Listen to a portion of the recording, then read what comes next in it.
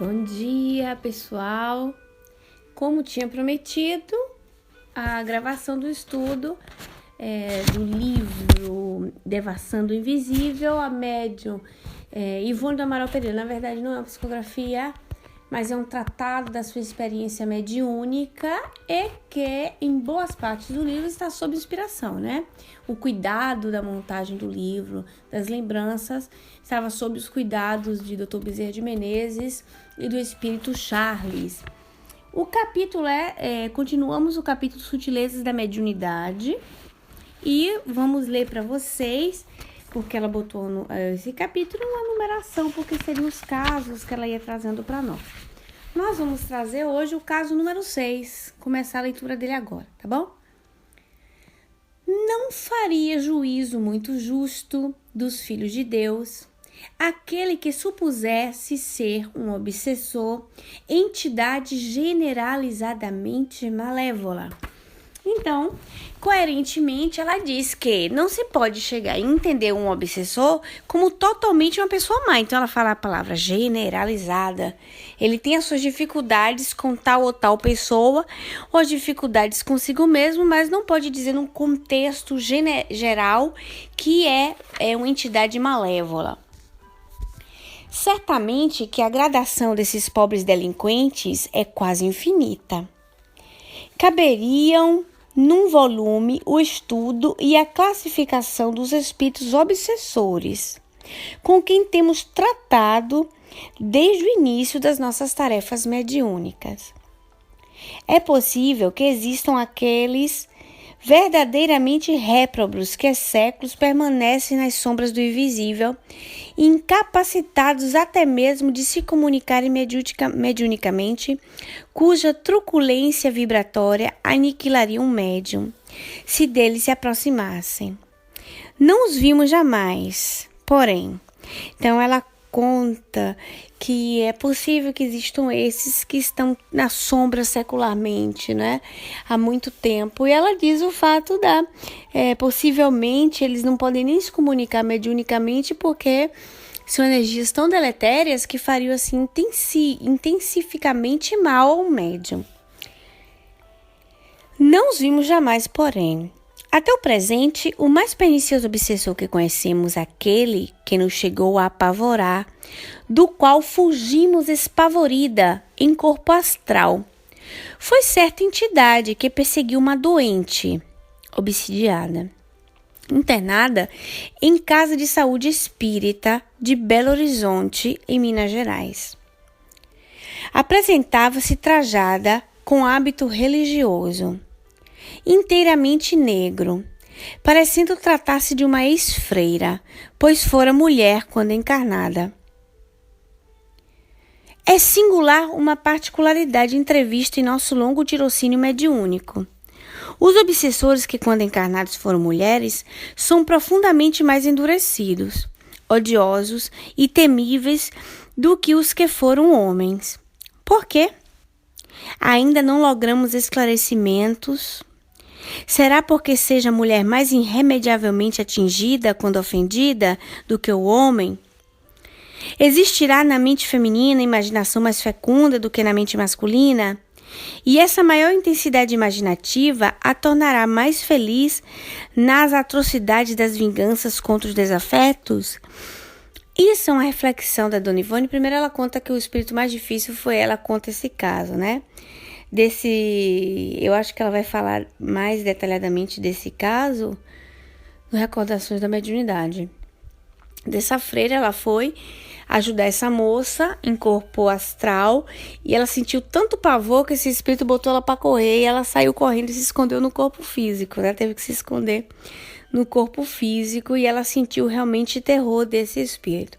Mas aqui ela coloca um pensamento diferente. Ela diz, olha, as mulheres quando são obsessoras, que elas vão cobrar, e elas têm muito mais raiva, muito mais forte, muito mais forte a ofensa dela, a raiva dela do que os homens. E ela diz, por que será? Ela nunca teve um esclarecimento assim muito, vamos dizer assim, muito mais...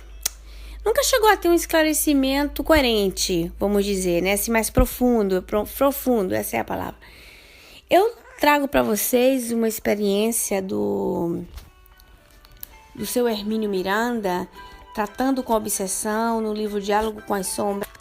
E eu queria trazer para vocês a leitura, esse trecho que traz o seu Hermínio Miranda no livro Diálogo com as Sombras, tá certo? Fazer um intercalar entre um livro e outro, porque a Dona Ivone, ela tá trazendo um pensamento como médium e mulher. E o seu Hermínio tá trazendo a experiência dele também, e eram amigos dois, sabia? Trazendo a experiência dele como dialogador com os espíritos, como doutrinador, certo? Então esse livro saiu no final dos anos 70 e se chama Diálogo com as Sombras e é muito especial esse livro também. Então eu vou fazer esse intercalar de leitura, tá certo? Vamos lá, vamos as mulheres, vamos entender. O trabalho mediúnico oferece insuspeitadas condições de aprendizado. Cada sessão traz as suas surpresas. Cada manifestação, suas lições e ensinamentos. A contínua observação desse vai-vem de companheiros desencarnados, o desfile trágico de problemas, angústias, dores e ódios, a força irresistível do amor, as maravilhas da prece, o poder do passe, constitui uma experiência inesquecível para aqueles que ao longo dos anos entregam-se a essas tarefas redentoras. Uma pergunta poderá ser colocada agora. Que papel representam as mulheres nesses dramas que se desenrolam entre os dois mundos? Há mulheres obsessoras? Há mulheres que se vingam, que perseguem, que odeiam? Sim, mas em número bem mais reduzido que os homens. Antes de prosseguir, talvez, sejam convenientes algumas observações de caráter doutrinário. O seu Hermínio, ele tinha, como a Dona Ivone, esse potencializar da doutrina espírita. Então, são livros totalmente doutrinários, com todo respeito com os outros, né, que tem um pensamento mais universalista, mais espiritualista em si por si. Antes de prosseguir, talvez seja conveniente algumas observações de caráter doutrinário. O Espiritismo ensina que o espírito não tem sexo, podendo encarnar-se como homem ou como mulher em diferentes existências, mas que costumam escolher preferentemente um ou outro sexo, renascendo continuamente como homem ou mulher. Questões 200 a 202 de O Livro dos Espíritos. Ao comentar as respostas, Kardec escreveu o seguinte, são duas perguntas que tratam desse assunto, tá? Os espíritos encarnam como homens ou como mulheres, porque não têm sexo, visto que eles cumprem progredir em tudo. Cada sexo, como cada posição social, lhes proporciona provações, deveres especiais e, com isso, ensejo de ganhar experiência. Aquele que só como homem encarnasse só saberia o que sabem os homens. Esse é o comentário de Kardec, depois dessas duas questões no Livro dos Espíritos. Aí vem o seu Hermínio novamente. Dessa forma, não são muito precisas as expressões espírito feminino e espírito masculino, que são usadas à falta de outras. A questão é bem mais complexa do que parece à superfície. Certa vez, perguntei a um amigo espiritual por que difere tanto na sua estrutura psíquica o espírito encarnado como homem daquele que se encarna como mulher. O homem é mais agressivo, dado a gestos de coragem física, menos sentimental, ao passo que a mulher inclina-se mais à compassividade, à renúncia, ao recato, sendo, portanto, mais acessível à emoção e aos sentimentos. Por que isso? Se não tendo sexo, os espíritos deveriam ser assemelhados? Disse-me ele, coerente com os postulados doutrinários, que com espíritos conservam características em comum, mas ao reencarnarem, aceitam condições que lhes oferecem desenvolvimento de certas faculdades em detrimento de outras. Ou melhor, optam pelo aprimoramento de alguns aspectos espirituais em que estejam particularmente interessados. Assim realmente, como a perfeição deverá resultar um dia do desenvolvimento harmonioso de todas as faculdades possíveis ao ser humano, é natural que este tenha que ir por etapas, cultivando-as em buquês, até que, alcançando o ponto desejado, possa encetar outras realizações. Tentemos, não obstante, ampliar um pouco mais a questão, na esperança de alcançar uma visão mais clara de suas dificuldades.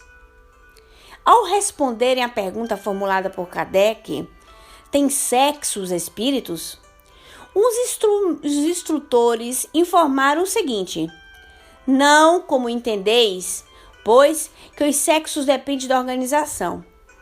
Há entre eles amor e simpatia, mas baseado na concordância dos sentimentos. Tudo isso entre aspas, porque é uma resposta dos espíritos para Allan Kardec.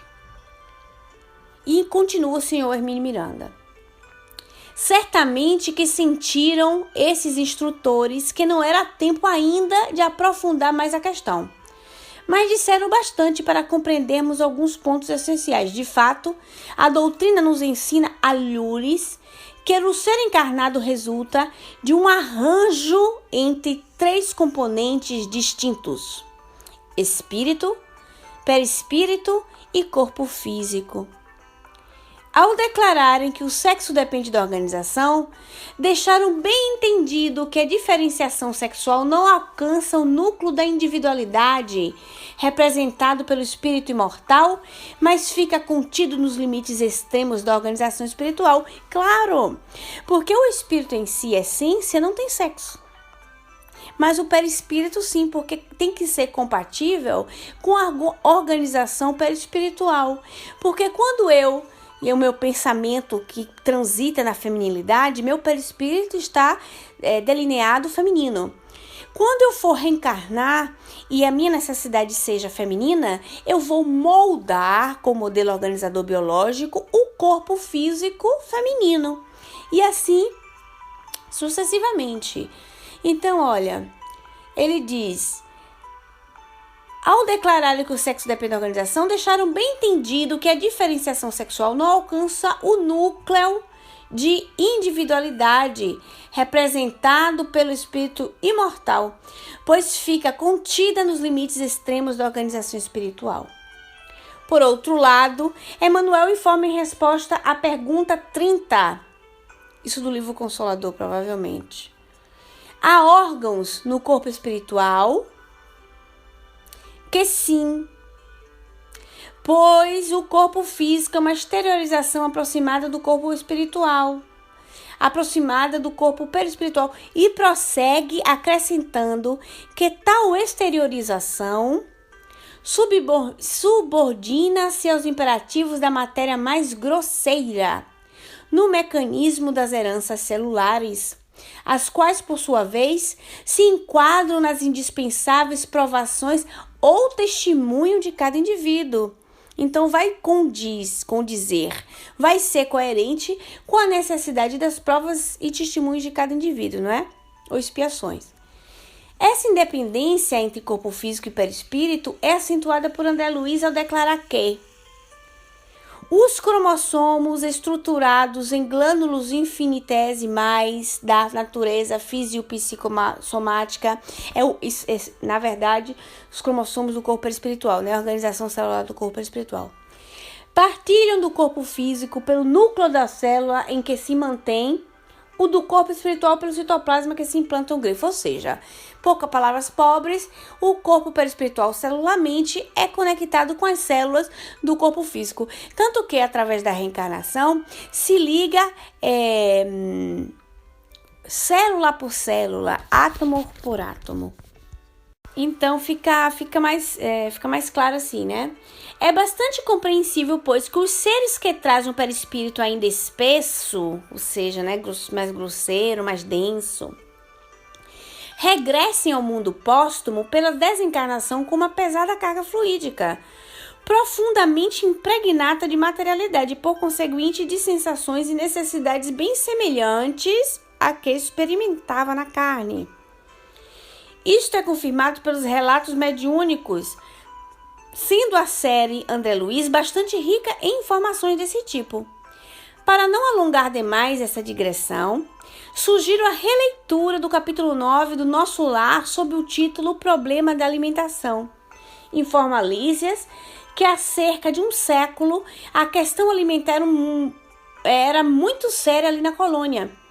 Muitos dos recém-chegados da carne duplicavam exigências, queriam mesas altas, bebidas excitantes, dilatando velhos vícios terrenos. Quando a direção da colônia tomou providência mais energética para coibir os abusos, estabeleceu-se um comércio clandestino com os representantes das trevas que, agindo como sempre por meio das brechas que as nossas paixões inferiores lhes abrem, utilizavam-se desse lamentável intercâmbio como um instrumento de infiltração e assalto à vasta organização regeneradora intitulada Nosso Lar. É um parênteses que a gente está fazendo para a gente ter um entendimento da vivência mulher no corpo físico e a vivência mulher no corpo espiritual somente quando está em desencarnação, quando está na erraticidade. E assim mesmo com o homem, não é? É a feminilidade e a masculinidade.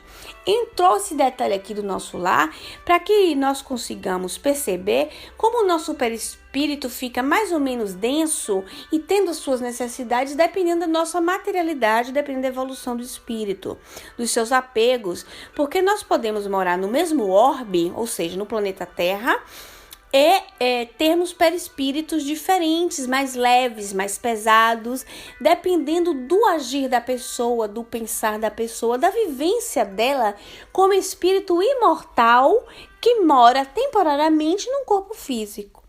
Então, nós, externamente, vamos dizer assim, temos corpos iguais, somos iguais em todos os sentidos, né? Diferenciando, assim, altura, cor, peso, detalhes. Mas, aparentemente, o perispírito não. O perispírito vai ser mais ou menos leve, mais ou menos denso ou pesado, dependendo mesmo da evolução do espírito que está morando naquele corpo ali momentaneamente. Foram implantadas severas medidas de correção e reajuste, mas os alimentos não foram totalmente abolidos em virtude da condição perispiritual, ainda bastante densa, da grande maioria dos que habitam aquela colônia.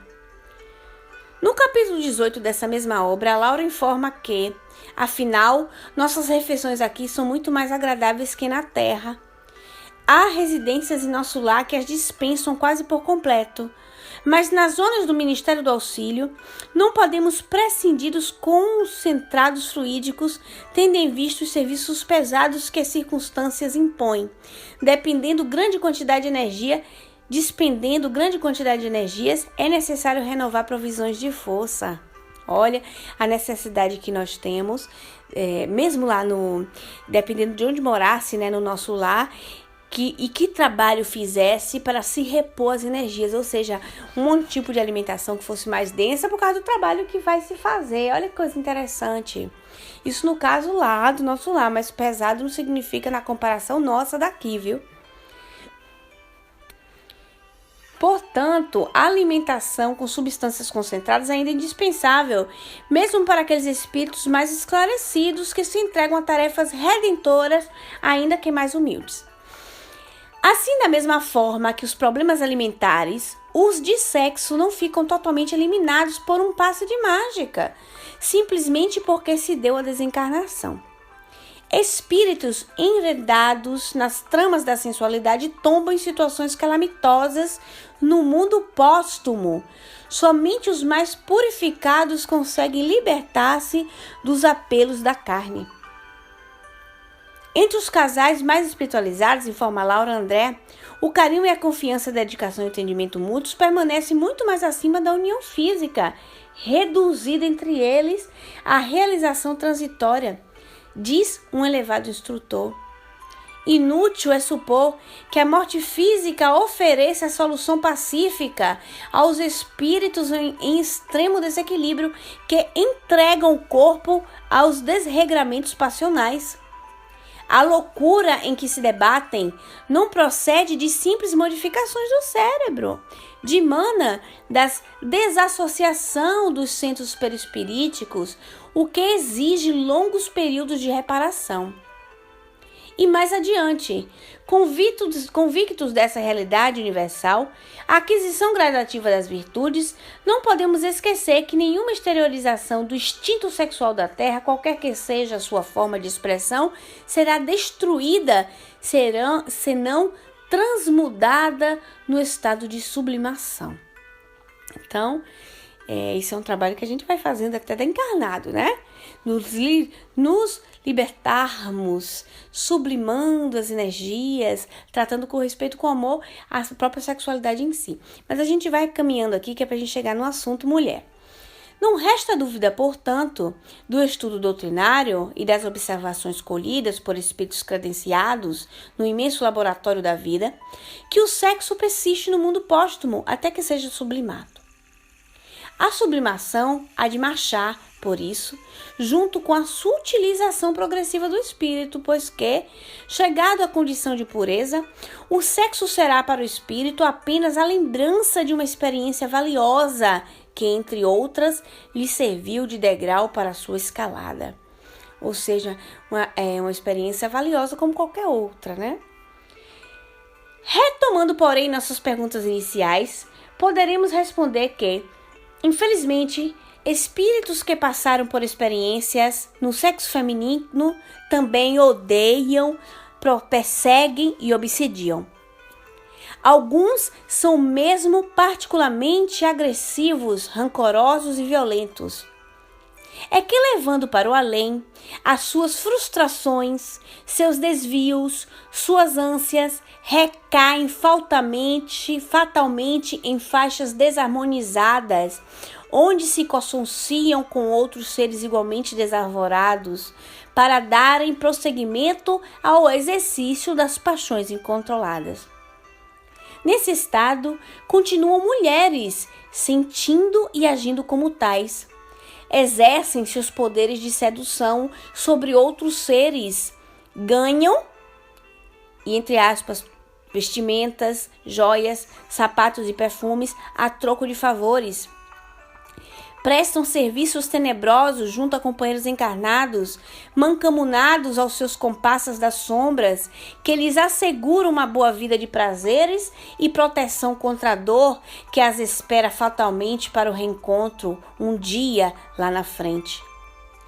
De outras vezes são escravizadas, reduzidas à condição mais abjeta, a ser viciadas, perambulando dementadas em andrajos imundos por vales de sombras espessas, até que, desgastadas pelo sofrimento, tenham o impulso de arrependimento que lhes possibilite o socorro de que tanto necessitam.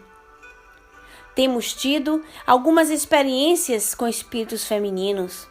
Já lembrei, no outro ponto deste livro, o caso da irmã que se empenhava em perturbar uma família, tentando destruir um lar, para o que contava com o apoio de um sacerdote desencarnado que incentivava e a isentava da culpa, absorvendo-a, provavelmente no confessionário da responsabilidade, sob a alegação de que, em encarnação anterior, ela também fora traída. Tivemos o caso de uma jovem que se suicidara por uma paixão desvairada numa antiga encarnação na Escócia. Quando aquele a quem amava abandonou-a, grávida e na vergonha. Localizando-o como encarnado, perseguia-o, tentando e conseguindo induzi-lo a erros bastante sérios. Outra fora irmã de caridade.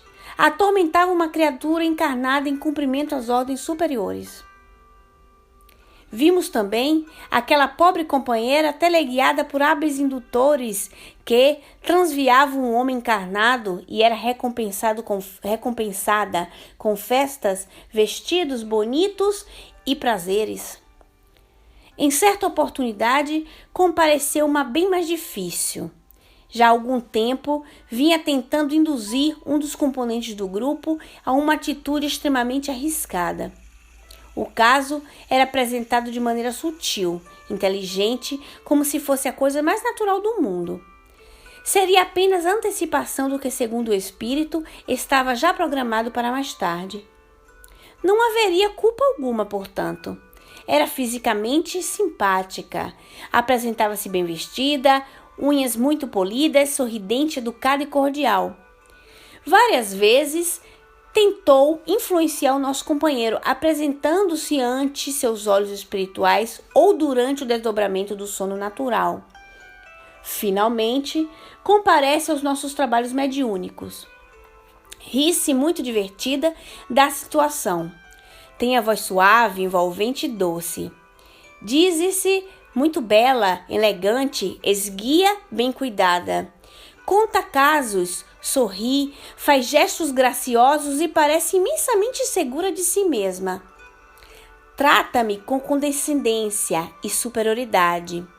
Informa que trabalha junto a casais e que seu objetivo é libertar a mulher para que todas sejam como ela, felizes e livres para gozar a vida sem preconceitos.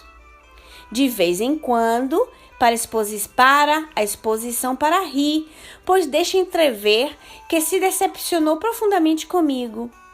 Conhecia-me apenas de nome e a realidade não confere com a imagem que formulou a respeito da minha aparência. Acha-me provavelmente feio, desengonçado e ridículo. Diz que no mundo em que vive é muito poderosa porque é a favorita. Ainda muito condescendente, aconselha-me como amiga a juntar minhas coisas e partir enquanto é tempo, pois não tenho a menor ideia do que estou fazendo e onde estou me metendo. Esquiva-se habilmente as perguntas, muito segura, inteligente e tranquila. Quando lhe formulo questões mais complexas, desculpa-se, dizendo que é mulher e não é dada à filosofia. No mundo espiritual, sugere-me que lhe pergunte por que fugiu de um certo castelo inglês. Ela continua a negaciar, mas se mostra visivelmente transtornada. Eu vou dar uma pausa aqui para a gente dar uma comentada, porque o que eu estou relatando para vocês é a experiência de um doutrinador, certo? Em uma reunião mediúnica. Eu sei que o pessoal aqui, tem algumas pessoas aqui do GE que não entendem assim especificamente do argumento reunião mediúnica. E essas reuniões mediúnicas, pessoal, são reuniões de desobsessão. Seriam reuniões de socorro espiritual. Sentam-se o médium, tem o dialogador ou doutrinador, tá? E esses espíritos vão incorporando no sentido de falando pelos médiuns, e o doutrinador ou falador ou conversador do grupo, né? O esclarecedor também pode se chamar assim, vai conversando com aquele espírito e vai esclarecendo a sua situação espiritual. Então, esse senhor, chamado Sr. Hermínio Miranda, é uma personagem muito importante no movimento espírita, que escreveu livros importantíssimos, certo? E trabalhou anos a fio com esse trabalho mediúnico. Escreveu esse livro que chama Diálogo com as Sombras. Ele é muito amigo também da Dona Ivone do Amaral Pereira. Desencarnou não há muito tempo, tá? E seu Hermínio conta para nós aqui a experiência que ele tem com espíritos mulheres, né? No sentido, como ele diz, faltando de uma expressão mais adequada, se referia assim, a espíritos que ainda se veem mulheres e que agem como mulheres, tá certo? Eu chamo a atenção de vocês para refletirem bastante nesse tipo de leitura, porque vai nos dar muita reflexão. Ele vem trazendo alguns casos, né? Depois ele fez primeiro ele fez toda uma colocação doutrinária sobre a questão de ter sexo ou não ter sexo, da formação perispiritual, certo? Trazendo várias conexões de livros doutrinários, certo? Primeiro a codificação, depois livros de confiança, de espíritos de confiança como Emmanuel e André Luiz, tá bom? E trechos importantes, né? Que pudessem trazer uma união, uma conexão para desenvolver o pensamento dele. Então ele está trazendo algumas mulheres. mulheres no mundo das sombras, certo? E que como elas se apresentavam. Como é uma reunião de desobsessão, então eram espíritos sofredores, não eram mulheres que estavam em zonas melhores no mundo espiritual, né? Erraticidade. Então são mulheres com experiências infelizes. E ele trouxe vários exemplos. Que a gente leve esse estudo aqui para uma reflexão bem mais profunda do que parece. Qual é o papel da mulher, né? Esse último dessa moça, por exemplo, ela disse, olha, eu estou sempre do lado de casais, isso é forte, né? Do lado de casais, estimulando as mulheres à liberdade, a serem independentes, a não estar sob o jugo dos homens, olha só, que seria a interpretação errônea da liberdade, né? Que ela interpreta por libertinagem, essa nossa irmã, no qual ele traz essa experiência dela. Então, olhe bem, ele traz para nós a descrição do espírito, porque tinham médiuns videntes que haviam essa mesma, perseguiam um componente da mesa mediúnica e aqueles diálogos eram longos prazos, né? Eram reuniões e reuniões que aconteciam e ela se apresentava, até que ele foi inspirado pelo mundo espiritual para perguntar a ela por que ela fugiu de um castelo escocês. E aí ele a percebe perturbada, ela ficou meio consternada. E aí começa o processo de transformação dela. Então vamos voltar aqui na leitura, então. Por fim, então, ela continua a negacear, mas se mostra visivelmente transtornada. Por fim, perde a calma, abandona a atitude de inconsequente e superior condescendência e ordena-me autoritariamente que me sente, o que não quero fazer, para permanecer junto do médium que a recebe. É chegado o momento de começar realmente o processo de doutrinação. Até aqui, o trabalho todo durou cerca de 1 hora. O tempo foi aplicado em tatear a sua personalidade e os seus problemas, a fim de obter informações. Agora, já dispomos de alguns elementos mais concretos. Digo-lhe de início que sua beleza física, de que tanto se orgulha, é mera criação da sua mente, mas ela está bem preparada para o confronto. Pede um espelho para me provar que não tenho razão. Nesse ponto, não obstante, vê junto dela um espírito de aparência agressiva e pejado de vibrações desarmonizadas. É um antigo esposo, de quem ela matou todos os filhos recém-nascidos e os enterrou no jardim. Não queria filhos, porque eles deformam o corpo. Está igualmente preparada para esse encontro. Na organização em que vive, como favorita de um poderoso líder das trevas, tudo aquilo lhe fora mostrado em retrospecto, por meio de imagens vivas, em filme, para que ela pudesse, numa emergência como esta, suportar a lembrança das suas próprias atrocidades, sem se perturbar e perder o equilíbrio. Agora, enquanto revê as cenas, está aparentemente segura e continua a rir-se de tudo, dizendo que não adianta mostrar-lhe nada. A despeito do seu preparo, no entanto, não resiste muito tempo e entra em crise dolorosa. A pobre e querida irmã. Seu ex-marido incorpora-se em outro médium e atira-lhe impropérios entre dentes, chamando-a de assassina. Diz-lhe que está à sua espera e ri de prazer insano ante o desespero em que ela se precipita. Dirijo a ele algumas palavras tentando acalmá-lo e me volto para ela a fim de ajudá-la a enfrentar o seu problema, as suas recordações e principalmente o seu futuro. Olha só, um confronto entre mulher e ex-marido. Dramas que não ficam escondidos. Olha o que ela fazia. E o marido, com a desencarnação, veio saber tudo e passou a odiá-la. Naquele momento, era o momento do cara a cara, do vamos ver, não é? E aí, se vocês observarem, supondo uma reencarnação desses dois. Vamos supor que casam novamente e ela não lembra de nada, já aceitando uma proposta de reforma, ele também não, aceitando que tem que estar com ela para perdoá-la, mas inconscientemente, como diz o próprio Evangelho segundo o Espiritismo, explicando para nós a questão reencarnatória, dos laços de família, né? Vocês lembram dessa passagem? Eu acho que é no capítulo 10 do Evangelho segundo o Espiritismo. O que é que pode acontecer? Algumas lembranças vão vir conscientemente e, dependendo da boa vontade que os dois tiveram para se reformarem, o que pode acontecer? Ódios novamente, não perdões, perseguições sem lógica.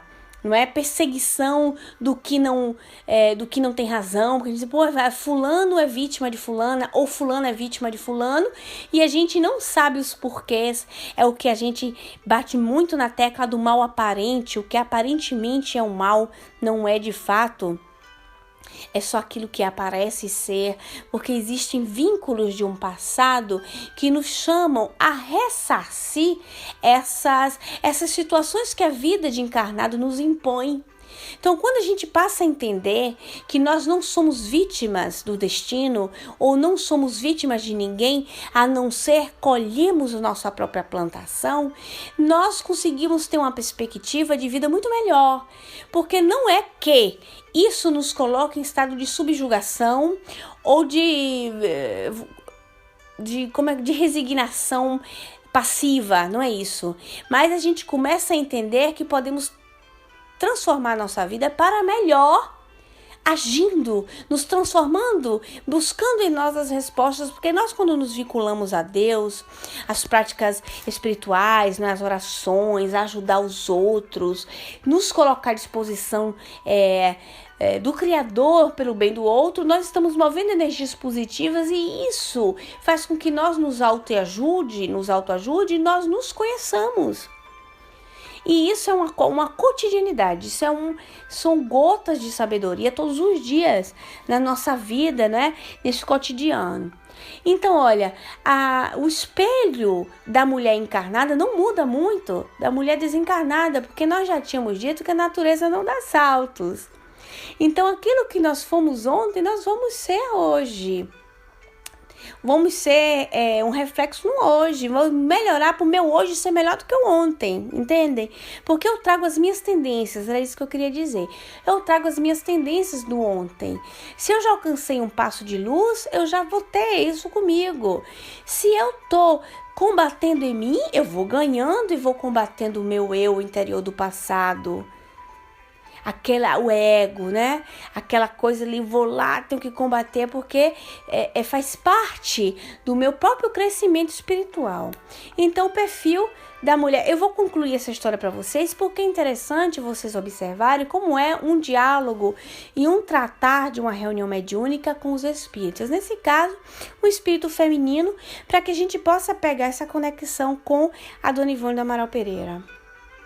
Ela me respondeu perfeitamente, um perfeito inglês. I burned all the bright behind me. Olha eu com meu inglês, né? Vocês acham? Queimei todas as pontes porque passei. Respondo-lhe que tentou também queimar as pontes para o futuro e por isso se sente prisioneira numa ilha sinistra. É uma longa e penosa agonia. Sente as mãos sujas de sangue, detesta aquele vestido vermelho que não consegue trocar e começa a temer o momento fatal em que terá de deixar o médium para enfrentar a nova realidade em que se postou diante dela subitamente, mas por certo, não inesperadamente. Ela pressente as dores que a esperam, pois muitas vezes deve ter presenciado esse momento dramático em outros espíritos endividados. De repente, começa nela um fulminante processo de envelhecimento, ao mesmo tempo em que suas roupas apresentam-se sujas e em frangalhos. Ela ainda consegue dizer que seu ventre secou e, por fim, desprende-se com enorme sofrimento para o médium, que ficou com os resíduos de sua profunda e dolorosa angústia. Poucas semanas depois deste caso, tivemos outra manifestação do espírito feminino, também é das que se dizem atraentes e sedutoras, estando obviamente empenhada em fascinar criaturas encarnadas e desencarnadas a serviço de seus mandantes. Vai logo dizendo, muito sorridente, que não venha com as minhas conversas macias. Ainda se fosse outras conversas, diz maliciosamente. Então, eu vou dar uma pausinha aqui do livro, porque eu acho que já chegamos na conclusão vocês vão ficar seduzidas, né? Seduzidas e seduzidos de procurar esse livro, Diálogo com as Sombras. Existe ele em PDF, tá? E vocês podem comprar ou pedir emprestado e ver esse capítulo aí sobre as mulheres. Então, eu vou deixar a curiosidade. Mas o que é? A mulher... Existem muito mais homens obsessores, segundo Hermínio Miranda, né? Então, segundo Hermínio Miranda, em quantidade muito maior, mas muito maior, os homens são mais obsessores. E a mulher minoria, né? Então, a mulher, quando ela é obsessora, ela é mais obstinada. Ela é mais endurecida do que o próprio homem. Relato do próprio seu Hermínio, que tratava com espíritos obsessores em reunião de desobsessões. Então, em quantidade, o homem tende a ficar mais ferido e querer vingança por causa da virilidade masculina, por causa da personalidade viril do homem, não é? Olha lá o que a gente tinha falado da sexualidade anterior. E a mulher não, a mulher pela sua doçura, pelo seu lado mais assim, macio, dócil, né? Aquela parte yang, o homem yang, a mulher yang, né? E a yang, o homem yang, segundo a medicina tradicional chinesa. Então, a mulher, quando ela vira uma obsessora, que ela persegue, ela é muito mais tenaz. Então, ela é muito mais difícil de se desdobrar-se. Porque a mulher, ela, quando ela é ferida, e a dona Ivone aqui falou para nós, ela é ferida muito mais profundamente nos seus brios. Então, os danos para uma mulher é muito mais a longo prazo. Uma mulher marcada na sociedade é muito pior para ela. Por exemplo, esse exemplo é uma mulher que séculos atrás, não muito tempo também, fosse abandonada grávida, ela ficaria marcada como a mãe solteira, como aquela perdida, aquela que se deu, e o homem que fez para a mulher não é? Então ela fica ferida nos seus sentimentos, no seu brio feminino, por muito tempo. Por sinal, até uma encarnação inteira ela fica marcada. E o homem não leva esse tipo de marca, então na mulher ela fica mais profunda isso aí. Só que nós temos que ter um entendimento seguinte, nós mulheres espíritas, né? Isso não quer dizer que essa conversa nossa tá como é que eu posso dizer, tá passando a mão na cabeça da mulher, vitimizando a mulher, de jeito nenhum. O que mais nos faz entender é que nós mulheres temos um potencial muito grande de transformação para o bem, e por mais que nós tenhamos recebido danos, talvez mais espinhos do que flores, estou dizendo para quem a gente tem nossas experiências aí, que a gente traga através da semeadura do bem, compreendendo esses pontos de vista aí que a gente trouxe hoje com essa exposição, que nós temos um poder transformador muito grande e que nós nos podemos colocar saindo da posição do vitimismo feminino para a maternidade do amor. E às vezes a espiritualidade nos estimula a isso. Vamos tentar limitar a mãe do Cristo, né? A expansão do amor, porque é através de Maria, do amor de Maria, por exemplo, que os espíritos tomam conta, em nome de Maria, dos suicidas, por exemplo. E Maria, a mãe, né? A mãe exemplo, ela tá aí nos trazendo, através dos espíritos, muita doçura. Quem sabe notícias dela, tantas pleiades diferentes, eu falei dos suicidas, mas eu estava ouvindo uma passividade de um preto velho ontem, e do Humana mesmo, e ele dizia assim que ele não trabalhava sozinho não, que ele trabalhava para a Pleiade de Maria. Eu achei tão bonitinho, ele falando, eu falei, olha só, que coisa interessante, não é? Trabalhava sozinho não, trabalhava para a Pleiade de Maria. Então, o raciocínio é o seguinte, que mesmo que sejamos, de uma certa forma, mais marcadas através de certas experiências, não nos dá o direito de, hoje, né, de pregarmos o mal. Eu digo hoje porque falo pro meu espírita, né, ao menos para os simpatizantes. Quem pode estar ouvindo o estudo espírita, se não é espírita, é simpatizante espírita. Então, nós temos um conhecimento hoje libertador. Então, aqui muito é dado, muito será cobrado. Então, logicamente, como fala o próprio Evangelho segundo o Espiritismo, não é admissível a vingança mais para um espírita. Por quê? Porque o Amai já entende a questão espiritual reencarnatória, as leis de causa e efeito, os vínculos que construímos, os dissabores também que nós criamos no passado, se não hoje. Então isso nos dá, eu digo assim muitas vezes, tijolo e cimento para a gente construir uma vida nova, barreiras novas. Talvez a gente, como diz o Chico, não volte, não dá para voltar atrás, né? Fazer um novo começo, mas a gente pode agora em diante construindo um novo fim maravilhoso, envolvido em luz. E agora, vamos voltar para o Devassando Invisível, que é para pegar de novo e fazer essa conexão entre o pensamento do doutrinador na prática do Hermínio Miranda, do seu Hermínio Miranda, e a médium Dona Ivone do Amaral. Então, a Dona Ivone diz aqui pra gente, não é? Existirá na mente feminina a imaginação mais fecunda do que a mente masculina? E essa maior intensidade imaginativa a tornará mais feroz nas atrocidades das vinganças contra os desafetos? Eis um campo para interessantes investigações psicológicas espíritas. Olha que legal, porque esse livro saiu nos anos 60 e esse outro que eu trouxe para vocês do Diálogo com a Sombra nos anos 70. E o seu Hermínio, nesse meio tempo aí que ela escreve esse livro, teve tempo de fazer pesquisa. E nós vamos pesquisando, né? Vamos lá. Entretanto, aquela entidade obsessora, em se apresentando envolvida num hábito religioso, denunciando-se como antiga freira, escondia o próprio rosto, as mãos e os pés, a fim de não ser identificada. Ardil de que geralmente se servem os obsessores mais maliciosos. Escondia-os, porém, sobrepondo-lhe hedionda máscara de caveira, com mãos e pés de esqueleto, procurando infundir terror ou impressões fortes. Suas vibrações eram de tal forma violentas que se tornavam realmente enlouquecedoras. Obsediava a própria mulher, cujo precário estado não permitira jamais esperanças de cura, perseguindo-a de 100 formas diferentes, desde a juventude e destroçando-lhe mais tarde, até mesmo o lar, antes da possessão completa.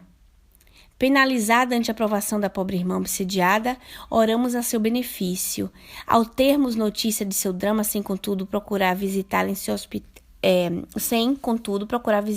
hospital, visto sermos proibidas pelos mentores espirituais de visitações aos manicômios. Não obstante, ousamos fazê-lo em corpo astral, levada pela compaixão à pobre enferma, mas desacompanhada dos guias e protetores. Ela foi por conta própria. Né? Eu tinha falado para vocês, eram recordações da mediunidade, não era nessa continuação aqui mesmo. Então, ela foi por conta própria. Ela não poderia visitar nem manicômios, até por causa da experiência dela pessoal reencarnatória, tá certo, gente? Visto existir proibição dos mesmos também para esse melindroso feito. Avistando-nos, porém, a obsessora enfureceu-se, investindo contra nós e perseguindo-nos em correria desabrida, obrigando-nos a uma fuga espetacular. E somente nos abandonou quando, já despertando da letargia do transe, elevamos o pensamento em prece na súplica de socorro ao nosso próprio benefício e a benefício dela mesma. Parece que tais espíritos perdem de vista o médium ao cessar o transe mediúnico, nos casos que obedeçam àquela modalidade. Então, mesmo os espíritos perseguidores, quando acaba o transe mediúnico, às vezes perdem de vista o médium, porque é necessário, né? Para que ele não fique com vínculo duradouro. No dia imediato, dissemos a um familiar da obsediada: Dominada por semelhante obsessor, a pobre irmã não se curará jamais. Isso foi a dona Ivone que disse, né? Para o familiar da obsediada. Pois bem, falharam as nossas previsões. A entidade obsessora foi retirada logo depois a contragosto. Não se converteu ao amor e ao perdão, é certo. Não se arrependeu do mal que vinha praticando. Não se enterneceu ante os desabaratos infligidos à sua vítima do presente. Certamente, algoz do passado. Mas seu livre-arbítrio foi tolhido, e ela se viu forçada a abandonar a presa, e esta foi recuperada para uma fase nova da evolução e progresso. É que, sobrepondo-se às torpezas engendradas pela ignorância das criaturas, que se debatem nas espinhosas vias dos aprendizados evolutivos, existe a benevolência suprema do Criador, capaz de operar tais milagres a benefício daqueles que derivam das suas próprias essências eternas. Não obstante, outros obsessores existem capazes de atitude amistosas para com outro e não com o inimigo do passado, do qual comumente se vingam. Então, antes que ela vai entrar no outra linha de pensamento, ela faz o seguinte: o que aconteceu foi o seguinte: o espírito, ele foi retirado. A dona Ivone não fez a previsão, porque vendo um espírito tão horrível, disse que a mulher não ia se curar jamais. Acabou com tudo, até possuir a mulher, o espírito tinha possuído. Mas logo depois desse acontecido com a dona Ivone, retiraram o espírito. Acabou, não é? O pagamento. Já tinha pago. E chega, porque o espírito que obsedia é o seguinte: ele está obsediando para cobrar. Estou falando dos cobradores, né? Só que ele não vai cobrar eternamente. Existe a sabedoria de Deus para isso, graças a Deus, né? Nós estamos sob os cuidados divinos. Então, vocês imaginam que acabou e que por intervenção, também por intercessão, foi retirada para contragosto. Você, quando deve uma coisa a alguém, nós quando devemos uma coisa a alguém, e a gente está disposto a pagar, você vai lá e deposita no banco divino. Às vezes o obsessor não quer receber o pagamento, porque ele está vinculado com o ódio. Lembra que o ódio, ele prega a gente? Que o rancor nos escraviza, que a mágoa nos atrela ao chão. Então, a pessoa depositou no banco divino o pagamento. Toca essa pessoa, de lá vai ela lá receber ou não, né? Sacar, vamos dizer, o pagamento. Aí ela vai ter a libertação. O endividado já pagou. Porque, olhe bem, o ser humano, ele tem uma sede de vingança eterna, muitos, né? Então, às vezes você observa que a pessoa que cometeu um crime na sociedade tem as leis humanas. Então, vamos dizer assim, a lei humana deu 25 anos de cadeia para a pessoa. A pessoa foi lá, cumpriu seus 25 anos de cadeia e o povo acha pouco. Eu observei falar, é pouco para ele, é pouco. Ou então alguém pegou prisão perpétua, um diz, é pouco, tinha que morrer. Um outro diz, 30 anos é pouquíssimo. Vocês imaginam? Um jovem cometeu uma loucura a 20 anos de idade. Quando os hormônios estão loucura, que o espírito não despertar, uma loucura qualquer. Aí ele pega 30 anos. 20 com 30 são 50. Ele passou toda a sua juventude e vida dentro de uma cadeia. Gente, é pouco? Só que a noção da gente de justiça é terra a terra. A gente não tem noção de justiça com amor, com fraternidade ao próximo. Não temos. A gente julga com os sentimentos terrenos, com os órgãos, vamos dizer assim, né? Com a carne. Quando entra na carne, então amiga minha usa essa expressão, quando entra na carne, então a gente julga assim. A gente não julga com a misericórdia divina, mas graças a Deus tem Deus por nós. Tem Deus por nós. Porque, e quando acontece, por exemplo, do criminoso se arrepender? Então ele tinha 30 anos, aí ele, vamos dizer, ele foi caminhar a vida dele lá na cadeia, ele se arrependeu, aí ele começou a trabalhar no bem lá dentro da cadeia, e se comportar direito, e ter uma transformação, aí o cara em vez de 30 pegou 25, 22, são atenuantes, nossa, as pessoas vão à loucura, absurdo, tiraram da cadeia, imagina, né? A gente não dá a possibilidade ao nosso irmão de se reestruturar. Então, os obsessores, daí é pior, eles acham que a pessoa tem que pagar eternamente. Nesse caso, ela era endurecida e ela não cedeu. infelizmente.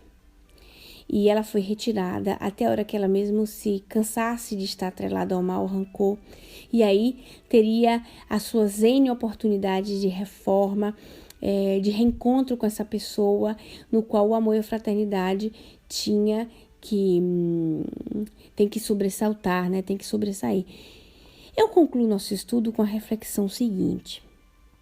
Quando nós conhecemos os mecanismos da reencarnação e nós compreendemos essas questões do passado que se refletem na nossa vida atual, nós saímos muito da posição de vítima de Deus, da vida, porque a vida é assim comigo, por que acontece comigo?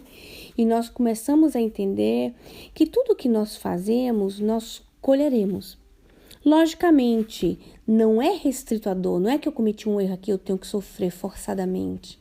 Eu posso ressarcir as leis de Deus amando profundamente. Eu posso me predispor ao trabalho do amor e me reestruturar, né? Me reequilibrar para o caminho do bem. Mas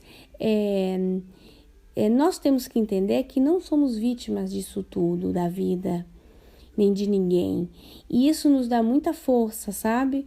Pra gente ter muita coragem. Nós somos filhos das nossas próprias escolhas. E era isso. É bom que a gente reflita sobre essas coisas, porque a vida do todo dia, a vida do cotidiano vai muito mais além do que uma reunião mediúnica com um espírito falando, não é?